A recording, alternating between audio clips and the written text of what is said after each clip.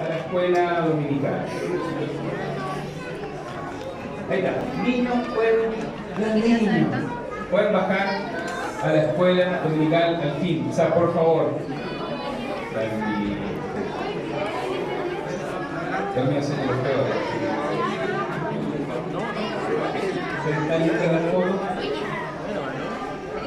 Todas las criaturas chicas, esto excluye algunos, Mariel, bueno, también nos van a nombrar. Por favor. La Yeri me mira así con cara. Todas las criaturas chicas y Agustín Pato, no, Yeri, no. ¿Seré yo? Dios les bendiga a cada uno de ustedes. Sean todos muy bienvenidos. Inclinamos nuestros rostros, tenemos un momento de oración, nos disponemos ya para oír palabra de Dios. Amén. Amén. Amén, amén. Dios Padre, te damos gracias por la bendición de estar en esta tu casa de oración. Gracias por poder reunirnos, Señor. Gracias por este lugar que nos recibe. Gracias, Señor, por disponer de nuestro tiempo, incluso de nuestros recursos para estar acá. Señor, bendice esta tu iglesia, bendice cada persona que ha llegado hasta este lugar. Tú conoces, Señor, sus vidas, tú conoces nuestras realidades.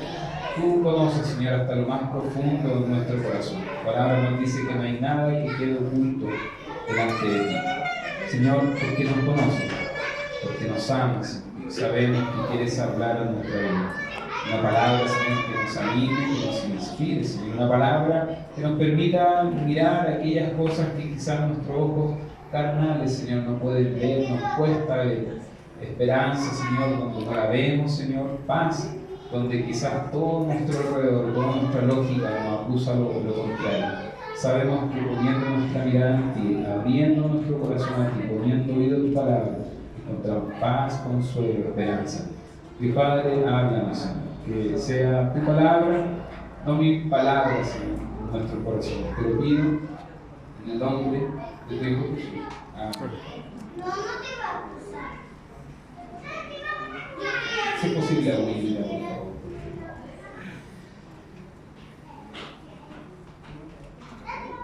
El sermón de hoy lleva por título el aspecto social de mi relación con Dios.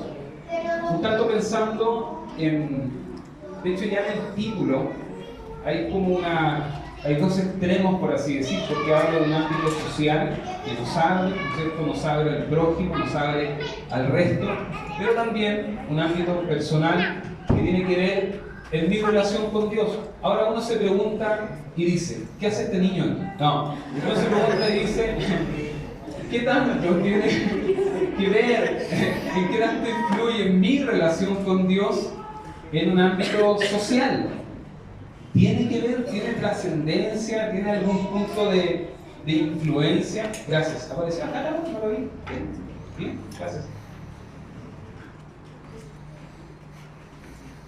Y algo que siempre me ha llamado mucho la atención, no solo ahora con lo que está aconteciendo en nuestro país, sino que es ver una dinámica que se genera al observar países desarrollados, países que avanzan hacia el desarrollo, o sociedades que avanzan al desarrollo, avanzan también, no solo en el desarrollo científico, no solo en el desarrollo de la evolución, de nuestro pensamiento, de la ciencia, de la salud y tantas cosas más, sino que también paralelo a eso, y no sé si seré un tanto quizás limitado en cuanto a mi apreciación, pero lo que he podido ver es que también se crece un tanto en cuanto a una indiferencia en cuanto a nuestra relación con Dios.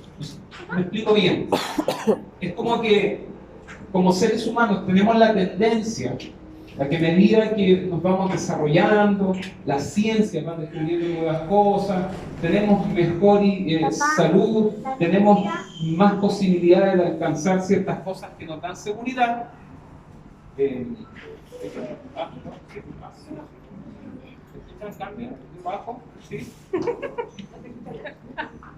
¿Se apagó solo? La batería no se excede. Bueno. Y es de que vamos avanzando,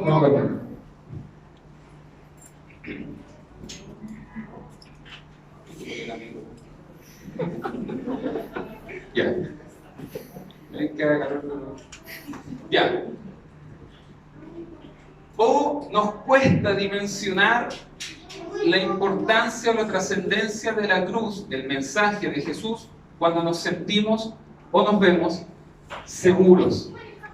Nos va bien en el trabajo, el estudio va bien, vamos adquiriendo nuevas cosas, accedemos a una buena salud, podemos acceder a una buena educación y vamos construyendo nuestra vida de esa manera que no es malo, es bueno que nos desarrollemos, pero hay una cierta tendencia de parte nuestra, no sé si estoy hablando por mí, y que tiene que ver con que nos vamos sintiendo seguros con las cosas que vamos teniendo. Y eso quizás trae como resultado, como fruto, como aroma, podríamos decir, una leve falsa seguridad en cuanto a las cosas que poseemos. Y es de que direccionamos nuestra mirada a las cosas que podemos tener o no, que podemos alcanzar, y en cierto sentido mi relación con Dios se va haciendo un tanto innecesaria. ¿Por qué? Porque en realidad veo que no lo necesito tanto. Tengo buen trabajo, tengo buena casa, tengo buenos estudios. Siempre he notado que existe una relación directa entre un país desarrollado, una sociedad desarrollada y un ateísmo generalizado. De hecho, se hablaba de Noruega, si no me equivoco, como un país desarrollado que alcanzó un nivel social en el cual lograron superar y sortear ciertas cosas que para nosotros están años luz. Pero aún así, Noruega se declara y se reconoce como el primer país 100% ateo. Y uno dice, es casi lógico, o sea, si ya son un país desarrollado, si ya han sorteado temas como la salud, la educación, en realidad Dios, ¿qué tanto juega ahí? En otras palabras, podríamos decir o pensar superficialmente que ya no hay necesidad de Dios. Hemos logrado como sociedad el poder desprendernos de algo que en realidad pasa a ser optativo,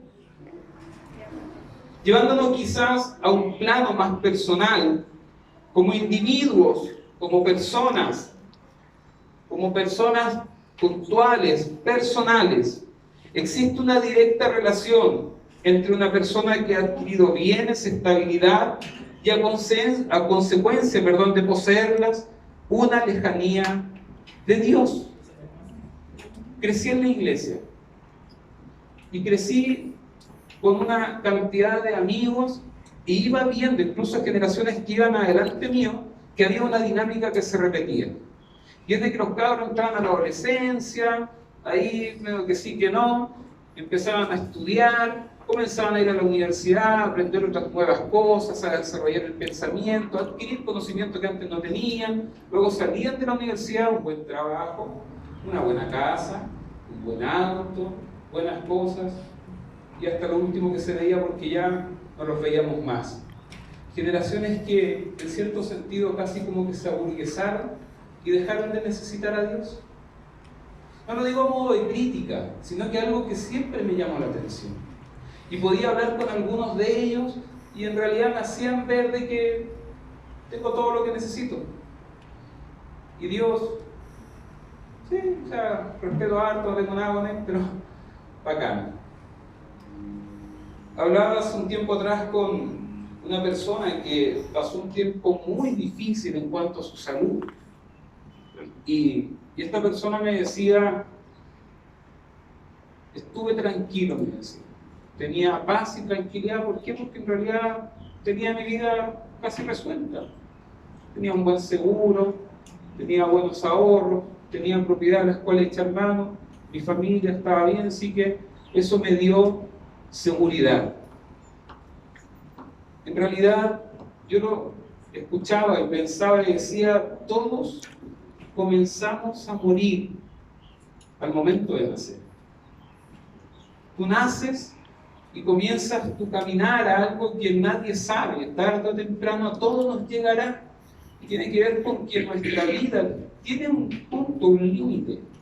Es un tiempo determinado que nosotros estamos acá en la tierra, y algo que nos identifica a todo ser humano, es que todos crecemos, buscamos desarrollarnos para encontrar también esa paz y esa seguridad en nuestras vidas.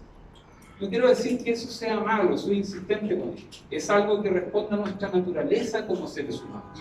El desarrollarnos, el alcanzar cosas, el sentirnos con seguridad, el sentirnos en paz. Aunque sabemos también de que podemos llenarnos de cosas, pero aún así podemos estar muy llenos de cosas, pero hay algo que en nuestro interior, en nuestro corazón, en nuestro ser, aún continúa faltando. Muchas veces digo, y es de que no existe nada material, nada que este mundo nos pueda ofrecer, que nos pueda dar esa paz y esa seguridad que encontramos en Dios.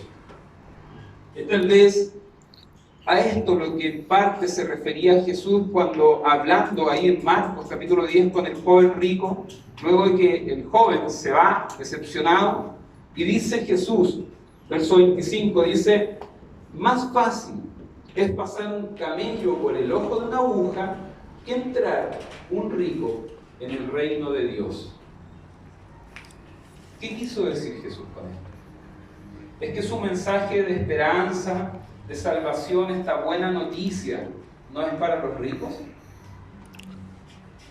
Es que este mensaje no alcanza también para ellos. O de que es malo desarrollarse y alcanzar esta estabilidad que todos necesitamos y todos anhelamos.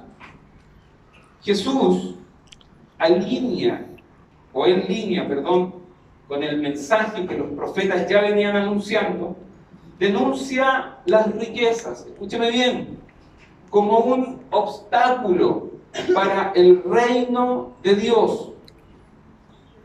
Aunque vemos de que el joven se había esforzado para ser una buena persona, él había dicho, yo he cumplido la ley, he hecho esto otro, él se había esforzado para ser una buena persona, pero sus riquezas, el valor que él asignaba a aquellas cosas que él poseía, lo convierten en un constructor de una sociedad injusta e incompatible con el reino y los principios del reino de Dios. Jesús nos enseñó a orar diciendo: venga tu reino. El mensaje del reino de los cielos es un mensaje que permea todo el mensaje. Bueno, que baña, que empapa, que dicen eso. Todo el mensaje de Jesús permea, existe, ¿no? ¿Sí está bien? ¿Qué me dijeron? Que un profe aquí, pues, me miró feo. Así como... Bueno, que permea todo. Gran parte del mensaje de Jesús, el reino de los cielos. Venga tu reino, hágase tu voluntad, como en el cielo, así también aquí en la tierra. Es solo en el reino de Dios. Iglesia, amigo, amiga, escuche esto. Es solo en el reino de Dios en donde la justicia, en donde la paz, la igualdad están al alcance de todos. Es por eso que Jesús nos enseña a orar cada día: venga a nosotros tu reino. Que se establezca, así como son tus principios en el cielo, así también en la tierra. La opción por los pobres, por este mensaje de Jesús de renunciar, de despojarse, de negarse a sí mismo, no es un mensaje que excluya a los ricos. Son quienes poseen muchas cosas, son quienes tienen su corazón puesto en las cosas que poseen, que se resisten a esta invitación de parte de Jesús. El joven rico, si usted lo puede estudiar en su casa, ahí en Marcos 10, se dará cuenta que no estuvo dispuesto a seguir a Jesús. ¿Por qué? Porque poseía muchas cosas. Era muy rico de cosas. Nótese. No sabemos cómo él era físicamente. No es un llamado a la miseria lo que hoy quiero compartir con ustedes. No es un llamado a que demos un voto de pobreza y nos despojamos de todas las cosas que con esfuerzo hemos construido. No es lo que se refirió Jesús, sino es comprender que en nuestra humanidad, nuestro sentido de justicia, nuestro sentido de paz, nuestro sentido de estabilidad nos lleva lejos de Dios. Nuestra justicia no es compatible con la justicia de Dios. Nuestra paz no es compatible con la paz de Dios, y menos con nuestro prójimo. Es justamente eso lo que genera estas diferencias a nivel social, lo cual podemos comprender que una vida, que la Biblia, lo describe como una vida o una vida de pecado. Una vida que va lejos, en contra al propósito de Dios para contigo y conmigo, lejos de Dios. Ese es el sentido de pecado que encontramos en la Biblia. No tiene que ver con faltar una norma, no tiene que ver con faltar una lista que está prescrita de cosas que debes hacer. Eso se acerca más a lo que es la religiosidad. La religiosidad te dice, si tú quieres esto, tienes que hacer esto. Si tú quieres que Dios obra así, tienes que hacer así. Tienes que hacer esto, no puedes hacer esto, no puedes hacer esto, y no te olvides de hacer esto. En cambio, el sentido bíblico que encontramos en su palabra en cuanto al pecado, habla de errar al blanco, no faltar una norma. Es un estado de un corazón, es un estado de tu interior que está lejos, aparte de Dios. No hay Dios. Como dice el corito, vivir tu vida a tu manera. ¿Quién cantaba esa canción? Frank Sinatra. Frank Sinatra. Es a esto lo que se refiere a su palabra en ser pecadores.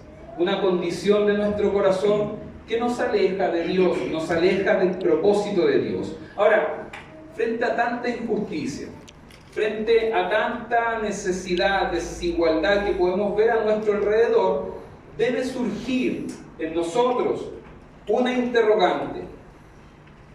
¿Y es si acaso nosotros también somos responsables o tenemos parte activa en todo esto que podemos ver a nuestro alrededor? Yo creo que es una pregunta que en este tiempo, sobre todo, todos nos hemos hecho. Miramos las noticias, vemos lo que está sucediendo en nuestro país.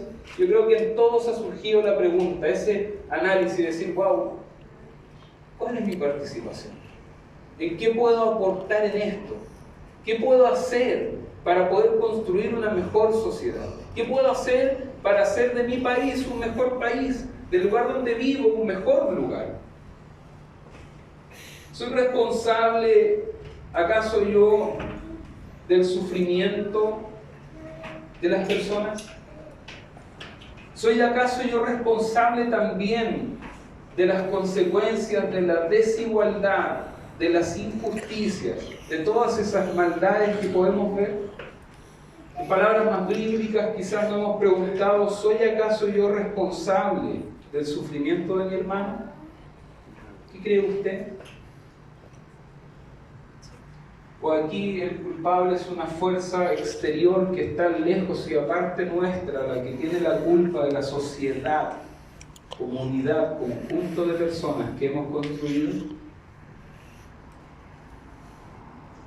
Al conocer de Dios a través de su palabra, al comprender de Dios acerca de su amor, a entender acerca del motivo por el cual Dios nos creó, sabemos, escúcheme bien, sabemos que el sufrimiento entró a este mundo como consecuencia del pecado.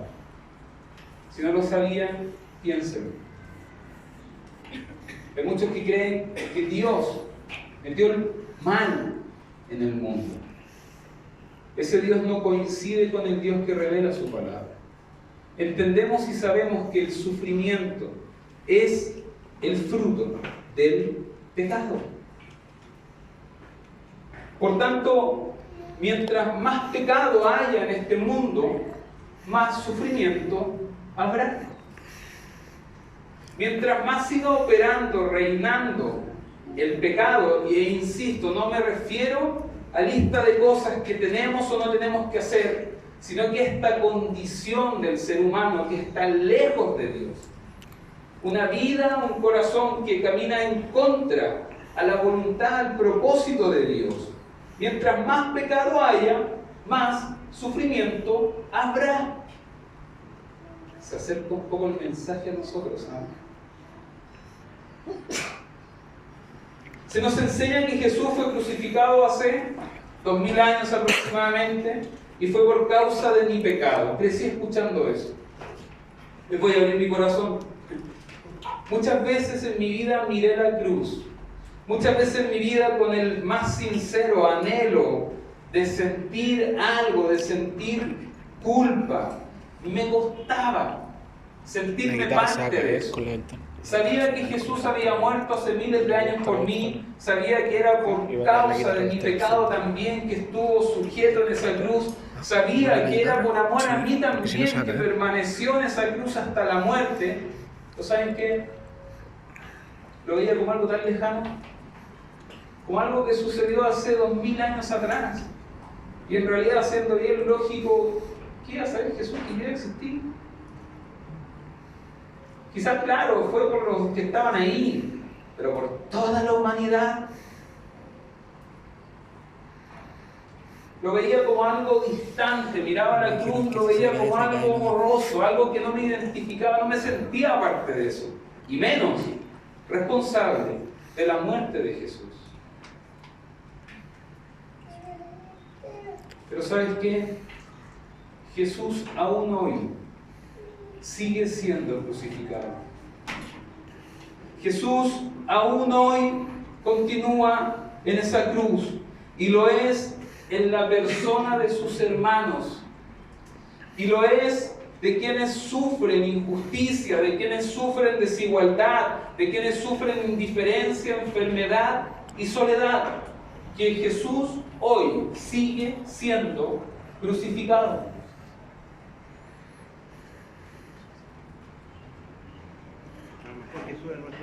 Es por eso que, así como se nos enseña que al pararnos frente a la cruz, podemos ver ahí también nuestro pecado.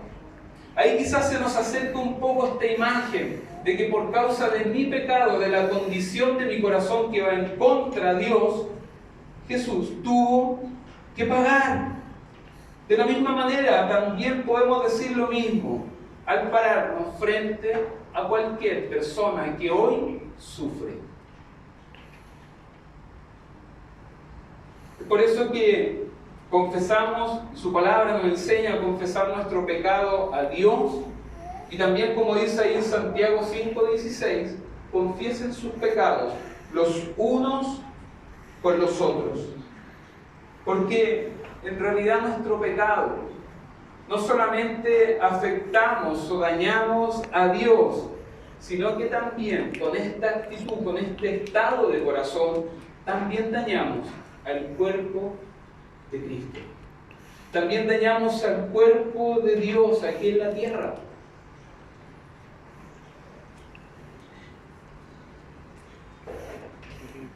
Deja caer una pequeña semilla en un estanque de agua y la expansión de ese golpe afectará a todo el estanque.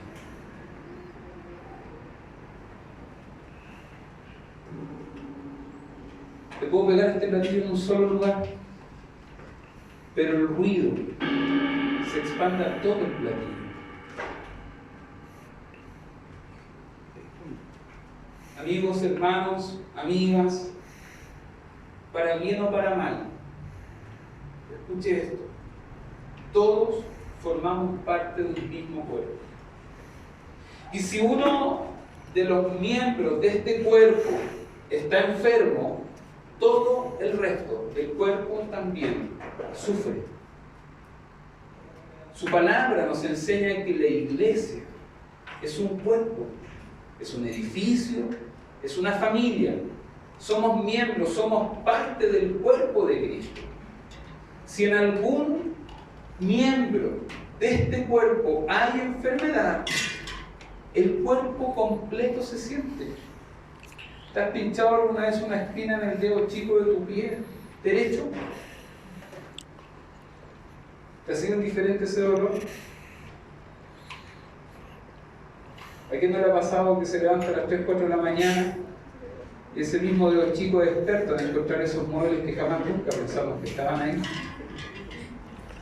¿Has sentido ese dolor? Duele. Duele. En Génesis, le invito a que abra su Biblia y busque capítulo 4, verso 9.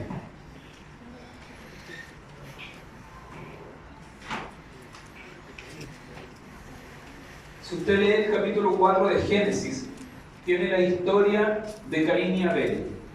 Parte hablando acerca de estos dos hijos de Adán y Eva en el relato de la creación. Pasa algo ahí que Caín siente envidia de su hermano, se lo echa, y en el verso 9 el Señor le pregunta a Caín, Dios se acerca a Caín y le pregunta por su hermano, luego de haberlo matado. Y Caín le dice, no sé, ¿dónde está tu hermano Abel? No lo sé, le dice Caín. ¿Acaso soy yo el que debe cuidar a mi hermano? ¿Acaso soy yo el responsable de mi hermano? Caín, sabiendo lo que había hecho, con sus propias manos había matado a Abel. En su propia mente, en su propio corazón se había gestado este odio que lo lleva al asesinato de su hermano. Y aparece Dios y le dice, ¿dónde está tu hermano? No sé. ¿Acaso soy yo el responsable de él? Le responde a Dios. ¿Te has preguntado alguna vez acerca de quién eres tú? ¿Te has hecho la pregunta acerca de qué es lo que eres tú? ¿Quién eres tú? ¿Quién soy? ¿Alguien se lo ha hecho? ¿Alguien ha tenido alguna vez problemas de identidad? De saber quién es, por qué está, por dónde viene y para dónde va. Escúchenme. Esta interrogante que todo ser humano se ha hecho, solo la puede responder adecuadamente si admites esta pregunta que Dios le hace a Caín. Lo vuelvo a repetir. Si quieres saber quién eres, ¿por qué estás? ¿Para dónde vas? ¿Cuál es el propósito de tu vida? Debes hacer tuya esta pregunta. ¿Dónde está tu hermano? Nos es fácil muchas veces culpar a alguien externo por los males que vemos en nuestra sociedad. Nos es fácil culpar a otro, a nuestro prójimo, por los males que vemos en la iglesia. Pero en realidad no son ni los unos, no son ni los otros que hay que culpar de todo este mal que podemos ver. No son los de arriba, no son los de abajo los culpables de la injusticia, los culpables del sufrimiento que hay en el mundo. La culpa es del pecado, de mi pecado, de los males que podemos ver en nuestra sociedad hoy. Si erradicamos el pecado, erradicamos también el sufrimiento. Es fácil. ¿Quieres hacer una verdadera revolución? Erradica el pecado de tu vida. Y erradicarás también el sufrimiento que viene como consecuencia de una vida pecaminosa, de una vida que camina lejos del consejo y la palabra de Dios. Amigos, hermanos, si aceptamos esta verdad, porque sí que cuesta aceptar esto, que yo soy tan responsable del mal que puedo ver a mi alrededor, y no me tiendo a evadir echándole la culpa a otros o a otras fuerzas superiores que tienen el mal en nuestra sociedad. Si aceptamos esta verdad, comprenderemos la importancia, comprenderemos la urgencia de esforzarnos cada día para erradicar el pecado en el mundo. Si realmente tomamos nuestra posición como hijos de Dios y entendemos que mi pecado afecta a mi prójimo, entendemos que mi pecado produce frutos de mal, evitaremos pecar y lucharemos por erradicar el pecado en nuestra vida. Tenemos la tendencia como iglesia de lanzarnos con todas nuestras fuerzas para erradicar el hambre, para erradicar el analfabetismo, para erradicar la pobreza, y muchas veces desarrollamos geniales proyectos que atacan con síntomas como este. Me parece realmente genial, pero en realidad lo que el Señor nos exige como hijos de Dios y como creyentes es algo mucho más profundo. Si somos insensibles frente al sufrimiento, si somos insensibles frente al mal que podemos ver en nuestro prójimo, todo nuestro mensaje, todo nuestro discurso se cae, carece de sentido.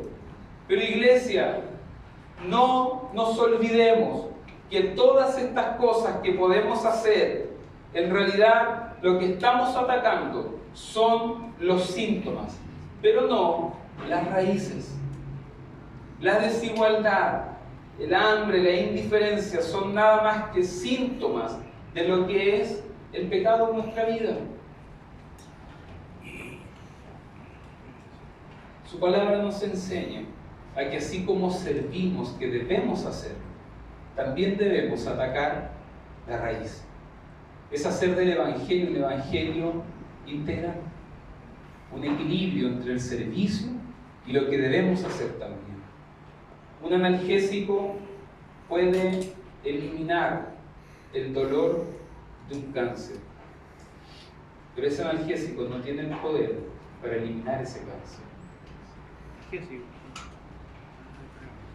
De la misma manera, la erradicación del hambre, del analfabetismo, de la pobreza, no acabará con la raíz de las cosas que producen esos males, la ambición y el egoísmo, que son la raíz de esos males. Así lo demuestran países que, como hablaba al principio, han alcanzado desarrollo, donde han logrado erradicar estos síntomas. Pero acaso yo me pregunto, y tú lo puedes ver también, ¿existe una coherencia entre este desarrollo, entre eliminar estas injusticias y la felicidad de las personas? ¿Podemos decir de que son países que son felices, que son 100% felices? ¿Existe menos desinterés por posicionarse por encima del prójimo? ¿Existe un amor mayor hacia el prójimo, hacia el hermano, hacia el desvalido, hacia el extranjero? ¿Coincide el desarrollo, coinciden los bienes con una mejor y mayor humanidad de los unos con los otros? En realidad, el real desarrollo de un país lo logramos si logramos erradicar el problema del egoísmo, el problema de la ambición y el problema del pecado en nuestras vidas. ¿Cuál es el aspecto social de mi relación con Dios? ¿Qué tanto puedo hacer para hacer de mi país, de la sociedad donde vivo, donde soy parte, un mejor lugar? Escuché por ahí hace un tiempo que el chiste se cuenta solo. Creo que Dios ha hablado una y otra vez a nuestra vida. Y creo que es tiempo que como iglesia, que como creyentes, como hijos de Dios, ocupemos el lugar que debemos ocupar. El comprender de que todos somos hechos a imagen y semejanza de Dios. No solo comprender, sino que ser agentes activos del reino de Dios en la tierra.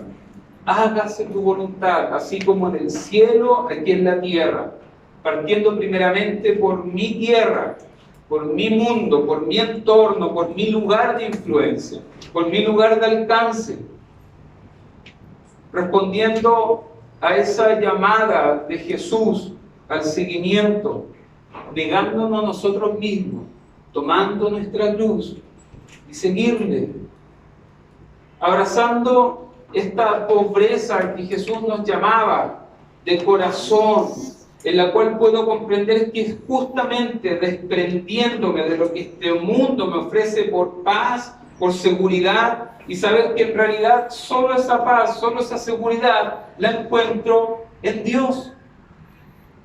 Como creyentes o cristianos, enfrentamos el enigma acerca de la condición del ser humano. ¿Cómo debo tratar a mi prójimo? ¿Qué debo hacer con mi prójimo? Son preguntas que muchas veces me hacen. ¿Qué debo hacer? La respuesta a esta interrogante la encontramos en la encarnación de Dios.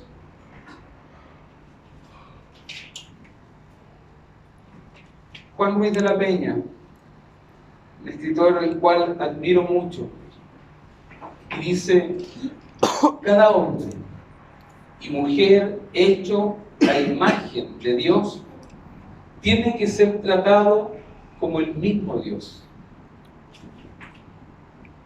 porque Dios mismo ha querido ser y dejarse tratar como hombre.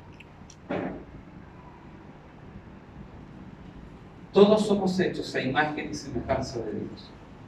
Cada persona, cada individuo, independiente de su ideología, independiente de su color, independiente de su procedencia, es una persona hecha a imagen y semejanza de Dios. ¿Qué debo hacer? ¿Cómo debo tratarla? Debes tratarla viendo a Dios en él. Qué difícil, ¿no? Pero ¿sabes qué? Hay herramientas poderosas que Dios nos da para poder actuar como realmente hijos e hijas de Dios en esta vida. Una de esas herramientas es el perdón. Es algo que nos cuesta tanto. Es fácil hablar del perdón, pero es tan difícil hacerlo. Y si tomamos solo esa herramienta en nuestra vida, el perdón que Dios nos da, y lo damos a nuestro prójimo, podemos comenzar a tratar a nuestro prójimo como Dios quiere y espera que actuemos. Señor, le preguntaron ahí en Mateo 25, ¿cuándo te vimos hambriento? Señor, ¿cuándo te dimos alimento o sediento? ¿Cuándo te dimos de beber? ¿Cuándo te vimos como un forastero y te dimos alojamiento? ¿O te vimos necesitado de ropa y te vestimos? ¿Cuándo te vimos enfermo? ¿Cuándo te vimos en la cárcel y nosotros te visitamos? El rey le responderá: les aseguro que todo lo que hicieron por uno de mis hermanos, aún por el más pequeño, lo hicieron por mí. Dios nos dé la fuerza, Dios nos dé la valentía, Dios nos dé la sensibilidad necesaria para direccionar nuestro corazón, nuestra vida, conforme a lo que Dios espera, no solo para su iglesia, sino para este proyecto que nace en el corazón de Dios, para con toda la humanidad. Amén. Amén. Así como nos esforzamos por luchar por aquellas cosas que son necesarias, que hay que hacer, que debemos hacer, que nos afectan a todos, pero no olvidemos que también debemos luchar sistemáticamente y sin cansancio por hacer de nosotros nuevas personas, por hacer manifiestos los frutos del Espíritu Santo de Dios en nosotros, los cuales son amor, gozo, paz, paciencia, benignidad, bondad, fe, templanza, mansedumbre. Sería otra historia, sería otra sociedad si hombres y mujeres se levantaran creyendo a su palabra, el mensaje de Dios, encarnando, transformando sus vidas conforme a lo que Dios espera para nosotros. Dios nos llama hoy a ser la iglesia que está en su corazón. Llevaba años orando esta oración. Y le decía, y con muchos de ustedes compartí, Señor, haznos ser la iglesia que está en tu corazón, al costo que sea. Al costo que sea. Dios nos da la oportunidad hoy de levantarnos como hijos e hijas de Dios y ser la iglesia que está en el corazón de Dios. Amén. Amén. ¿Está dispuesto a hacerlo? Amén. ¿Estás dispuesto a hacerlo? Amén. Sí. Si realmente estás dispuesto a hacerlo, creyendo en la palabra de Dios, te invito a que te pongas de pie y tengamos un momento de oración.